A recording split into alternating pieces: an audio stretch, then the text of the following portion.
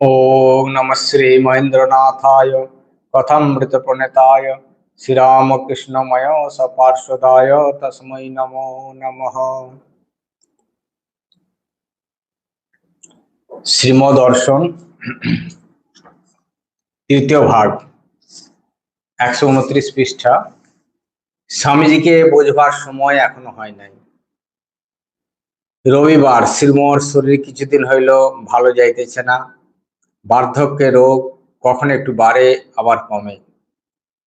ইহা লইয়া স্কুলের কাজ বাড়ির কাজ করেন, আর প্রধান কাজ হলো ভক্তগণের কথা ভাবেন, কি করিয়া তাহারা অবসর পায় আর ঈশ্বর চিন্তা করিতে পারেন।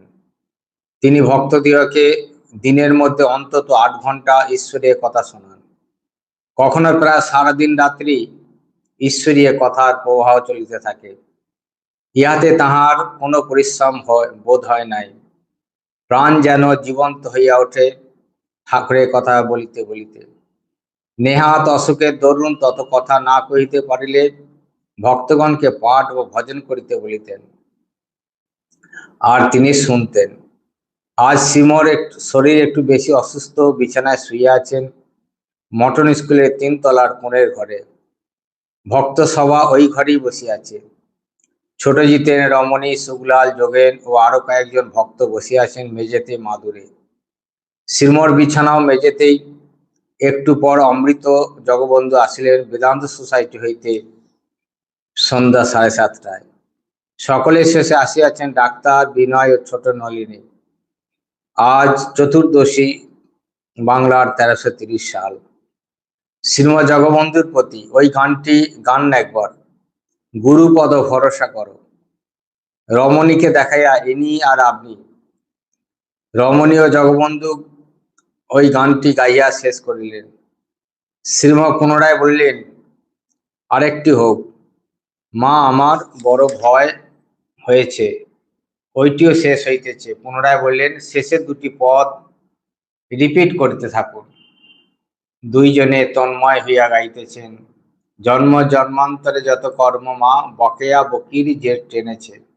শ্রীরামপ্রসাদ বলে, মনের মাঝে কালী নাম ভরসা আছে, মা কালী নাম ভরসা আছে। শ্রীমর স্থির থাকিতে পারিলেন না, বিছানায় উঠিয়া বসিলেন আর ওই কীর্তনে যোগদান করিলেন। এতক্ষণে সকলে ভক্তগণ যোগদান করিলেন। ধূম কীর্তন চলিতেছে। বারান্দায় হ্যারিকেনের আলো জ্বলিতেছে। তাহার আভায় দেখা যাইতেছে শ্রীমর দুনয়ন দিয়া প্রেমাশ্রু বিগলিত হইতেছে। কীর্তন থামিলে শ্রীমা কিছুকাল স্থির হইয়া বসিয়াছেন। ভক্তগণ শান্ত। এইবার পুনরায় কথা হইতেছে। গতকাল মায়ের কথার অনুকীর্তন হওয়ায় বেদান্ত সোসাইটির কথা শুনিতে পারেন নাই, তাই আজ উহা শুনিতেছেন। জগবন্ধু তাহা নোট হইতে পড়িয়া শোনাইতেছেন। প্রশ্নোত্তর ক্লাস হইয়াছিল। শনিবার 5:30 বৈকাল, বেদান্ত সোসাইটি, সেন্ট্রাল অ্যাভিনিউ। প্রশ্নকর্তা সভ্যগণ, বক্তা স্বামী অভেদানন্দ মহারাজ। প্রশ্ন মহারাজকে ভক্তদের উদ্দেশ্যে। ভক্তরা প্রশ্ন করিতেছেন মহারাজকে, ভোগের জিনিসকে ত্যাগ করার প্রাইমারি অবস্থা কি, প্রথম অবস্থা কি? তার উত্তরে মহারাজ বলছেন, ভোগ ত্যাগ বাইরের জিনিসে হয় না, মনের বাসনা ত্যাগই ত্যাগ। সকলেই সুখ খোঁজে, এটা ওটা দেখে যদি সুখ পায়। এই রূপে যখন বুঝতে পারে পৃথিবীর কোনো জিনিসে সুখ দিতে পারে না, তখনই সকল সুখের আকর ভগবানে মন নিবেশ করে। তখন সংসার ছেড়ে যায় আপনি। স্বাধীনতায় সুখ, দাসের সুখ নাই। আমি ঈশ্বরের দাস, সংসারের দাস নই, এরই নাম স্বাধীনতা। এতেই সুখ, এতে আনন্দ, আর সব দুঃখময়। and ye shall know the truth and the truth shall make ye free। অর্থাৎ ব্রহ্মজ্ঞানী হলো মুক্তি। ঋষিকেশে একবার একটি মারোয়ারি ভক্ত সাধুদের কম্বল দিচ্ছিল। একটি সাধু নিলেন না, তার সামনে ধনী কৌপিন মাত্র পরা। মারোয়ারি ওভারকোট, শাল এইসব জড়িয়ে এসেছে। কম্বল গ্রহণ করার জন্য সাধুকে পীড়াপিড়ি করতে লাগলো। সাধু তখন ভক্তকে জিজ্ঞাসা করলেন, তোমার মুখটি কেন ঢাকনি? অত শীত, সারা শরীর ঢেকেছ, মুখেও ঢাকনা দাও। সে বললে, মুখে শীত লাগে না, অভ্যাস হয়ে গেছে। সাধু তখন বললেন, অভ্যাসের দ্বারা তুমি মুখে শীত সহ্য করতে শিখেছ, তেমনি আমি সমস্ত শরীরে শীত সহ্য করতে শিখেছি। কিছুতেই সাধুটি কম্বল নিলেন না। এর মন অন্যদিকে নিয়ে গেছে, এইসবে সুখ নাই দেখে। ঠাকুর বলতেন কিরকম জানো, যেন 10-25-এর ঘুঁটি, সব ঘর ঘুরে তবে পাকবে।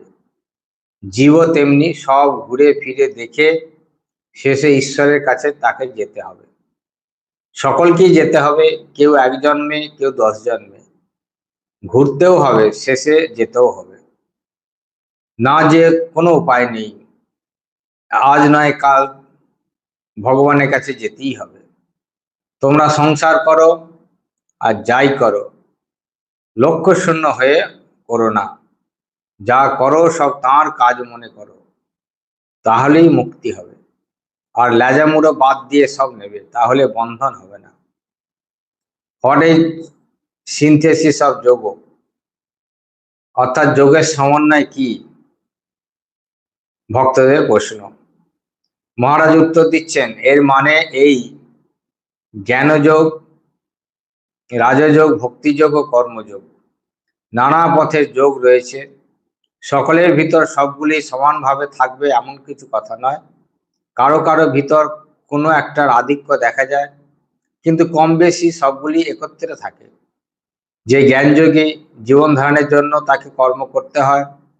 আবার রাজযোগী ধ্যানাদিও করে আর ঈশ্বরের ভক্তিও রাখে। এইরকম দে আর ইন্টার কানেক্টেড, একের সঙ্গে অপরের যোগ রয়েছে। এই যেমন তুমি ইচ্ছা করলে সংসারের থেকে কর্মযোগের দ্বারাও পারো, কিংবা ভক্তিযোগ কি রাজযোগের দ্বারাও পারো। আবার সব ছেড়ে গাছতলায় বসেও পারো।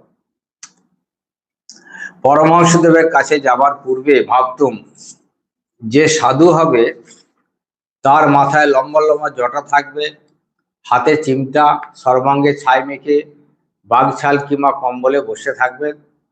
তার কাছে গিয়ে দেখি ওসব কিছুই নাই। ভাবনা হলো, এই আবার কিরকম সাধু রে বাবা, জটা চিমটে এসব কিছুই নাই।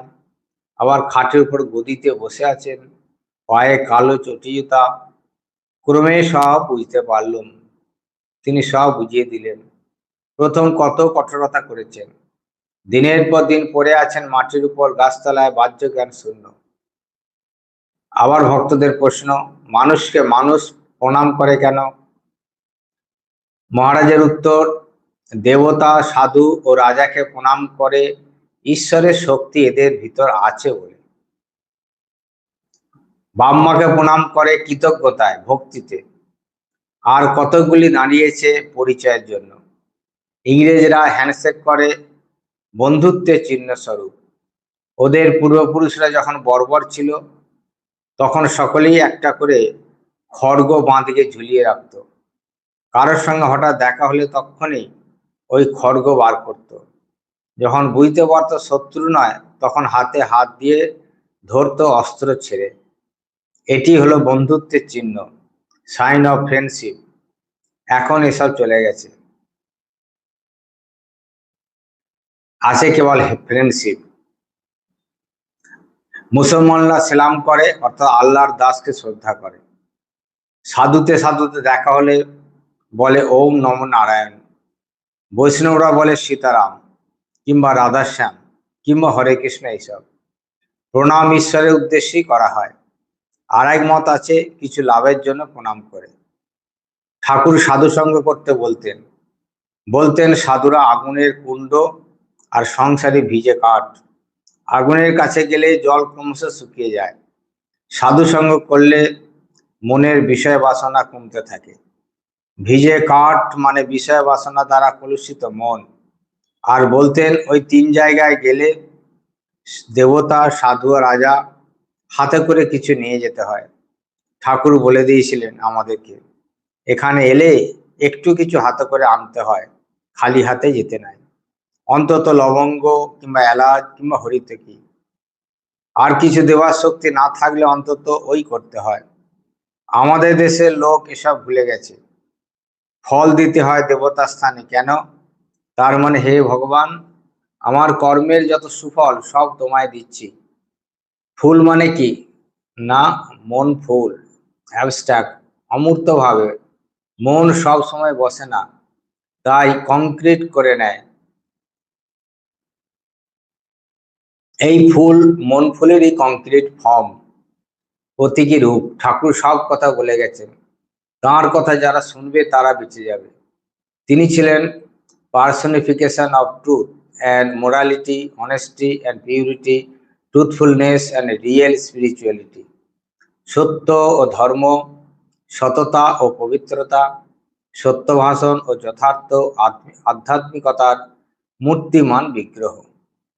প্রশ্ন, দৈবর পুরুষকার কি এক?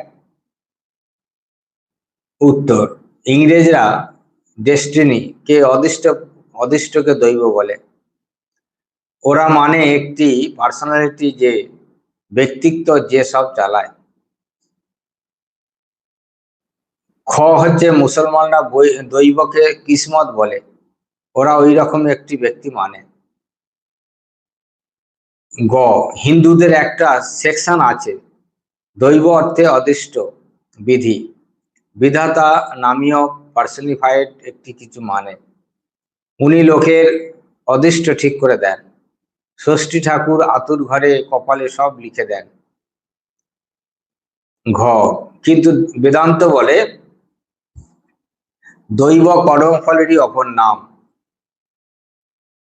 বেদান্ত এসব মানে না, বেদান্ত বলে ল অফ কর্ম, এই কর্মফল দ্বারাই সবকিছু হয়। পূর্বকথিত পার্সোনালিটি কর্মফলেরই পার্সনিফিকেশন, মূর্ত রূপ, ইহা বেদান্তের মত। পুরুষকার মানে সেলফ এক্সারশন, পার্সোনাল এফার্টের খুব দরকার, তবে খারাপ কাজে নয়। আইডিয়াল ঠিক করে সাধন পথে অগ্রসর হতে হলে এর খুব দরকার। এই হলো পুরুষকারের। দৈব দৈব করে সব লোক কুঁড়ে আলস্য হয়ে যাচ্ছে। পুরুষকার চাই, চেষ্টা ছাড়া কিচ্ছু হয় না। এবছর কনকলে গেছিলাম, একদিন স্বামী কল্যাণানন্দের সঙ্গে আমার পূর্ব তপস্যার স্থান ঋষিকেশ দেখতে যাই। একটা টঙ্গা করা গেল, ঘোড়াটা ছিল খারাপ, সেটা বদলে আরেকটি ভালো ঘোড়া নেওয়া হলো। 14 মাইলের রাস্তা, পথে একটি নদী পার হতে হয়। পাথুরে রাস্তা, তেমন ভালো নয়। নদী পার হচ্ছি, তখন একটা স্প্রিং ভেঙে গেল। পেছনেই আর একটা টঙ্গা আসছিল খালি, ওটাতেই ওঠা গেল। তারপর ঋষিকেশে যাই, ফিরে আসতে রাত হয়। রাস্তা আবার খুব ভয় সংকুল, বাঘও আছে। গাড়িতে আবার ভালো না, গাড়িতে আবার আলো নেই। অনেক কষ্টে রাত্রে আসা গেল। একজন পণ্ডিত সেখানে ছিল, সে সব শুনে বললে, মশাই, আপনারা দিকশুলে বের হয়েছেন, আপনি মহাপুরুষ সঙ্গে ছিলেন বলেই ফিরে এলেন, তা নইলে ইন্দ্রের বাপেরও ক্ষমতা নাই ফিরে আসে। আমি এসব মানি না। কল্যাণানন্দের মন খুব খুশি ছিল বলেই আমাদের ঋষিকেশ দর্শন হয়ে গেল, অত বাধা বিঘ্নের ভিতরেও। একজন খেজুর গাছের তলায় শুয়ে আছে হাঁ করে, খেজুর পড়বে তবে খাবে। আর একজন, যার পুরুষকার ছিল, সে গাছে উঠে এক কাঁধেই পেরে বসে খাচ্ছে, আর অপর ব্যক্তির মুখেও দিচ্ছে। পুরুষকার চাই, তোমরা এখন বেদ শাস্ত্র ছেড়ে কুঁড়ে অলস হয়ে গেছো, দৈব বিশ্বাস করে পড়ে। পঞ্জিকায় এখন তোমাদের সর্বস্ব বেদ হয়ে দাঁড়িয়েছে। শ্রীম ভক্তদের প্রতি দেখুন কতগুলি পার্সোনাল ঘটনা পাওয়া গেল। ঠাকুর কিন্তু পঞ্জিকা মানতেন। একদিন কলকাতা থেকে দক্ষিণেশ্বর যাচ্ছেন, নৌকোতে একটা ক্যাম্প খাট তুলে দিল, সারাবার জন্য ওটা কলকাতা পাঠানো হয়েছিল।